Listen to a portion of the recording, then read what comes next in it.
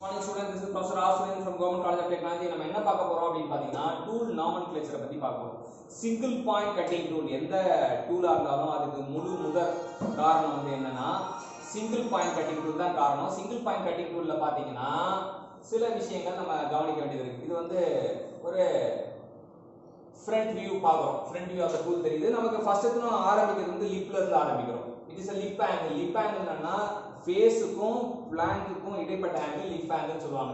இந்த போர்ஷனை வந்து நம்ம பேஸ், இது வந்து ஷாங்க்னு சொல்லுவோம். ஷாங்கோட அடிப்பகுதியை பேஸ் அப்படின்னு சொல்லுவோம். சரியா? சோ இப்போ என்ன அப்படின்னு பாத்தீங்கன்னா பேக் ரேக் ஆங்கிள். நம்மளோட அடுத்த கவனம் வந்து லிப் ஆங்கிள் பிடிச்ச கையோட பேக் ரேக் ஆங்கிள் அப்படின்னா என்னன்னு பார்க்க போறோம்.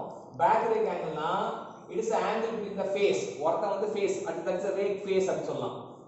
அவனுக்கு ரேக் ஃபேஸ் அப்படினா angle between the face and the line parallel to the tool axis passing through the tip. So tip வழியா பாஸ் ஆகணும். அது மட்டும் இல்லாம ஆக்சிஸ்க்கு parallel-ஆவும் இருக்கணும்.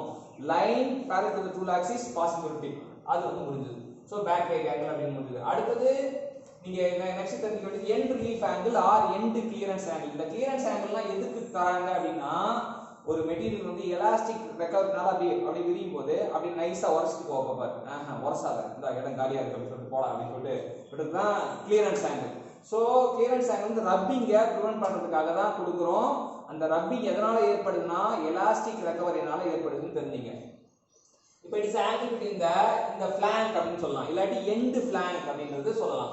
ஃபிளாங்க்னு சொல்லலாம். ஒரு இன்னும் கொஞ்சம் அதுக்கும் மேல அப்படினா எண்ட் ஃபிளாங்க்னு சொல்லலாம். Angle between the end flank and the line perpendicular to the base. ஏனா இது பேஸ்னா இந்த லைன் வந்து perpendicular to the base தான் passing through the tip.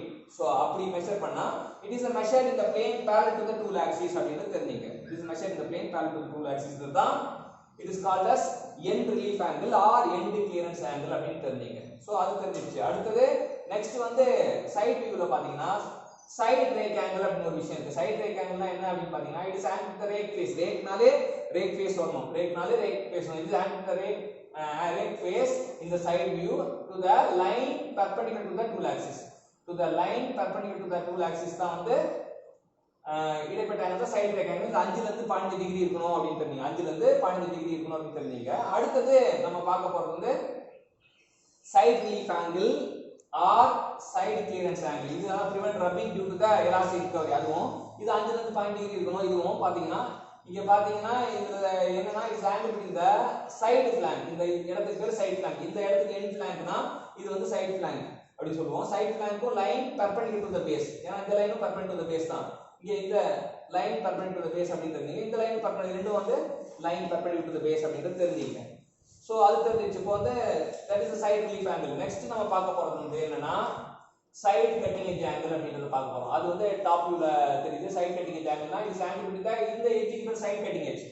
It is angle between the side cutting edge to the top line extending the shank. இந்த portion shank இல்லையா, shank வந்து நீட்டி விட்டா என்னவோ அந்த லைனுக்கும் அந்த side cutting edge-க்கும் உள்ள இடைவெளி இது measured the plane parallel to the base. It is measured in the plane parallel to the base அப்படினு தெரிஞ்சீங்க. நான் வந்து டாப் வியூல பாத்தீங்கன்னா அந்த plane parallel to base தான் இருக்கும் அப்படினு தெரிஞ்சீங்க. அப்புறம் end cutting edge angle-னா it is a line, it is angle between the end cutting edge. இந்த இடம் வந்து end cutting edge, அதோட line perpendicular to the tool axis அப்படி தெரிஞ்சீங்க. line perpendicular to the tool axis அப்படினு தெரிஞ்சீங்க. சோ அதுதான் வந்து நீங்க தெரிஞ்சிக்க வேண்டிய விஷயம். it is line perpendicular to the tool axis அப்படிங்கறது தெரிஞ்சிக்கலாம். so that is the end cutting angle. அது வந்து நமக்கு 8 ல இருந்து 15 டிகிரி இருக்கணும் அப்படி தெரிஞ்சீங்க. அப்புறம் சில இம்பார்ட்டன்ட் தகவல்கள் பார்ப்போம்.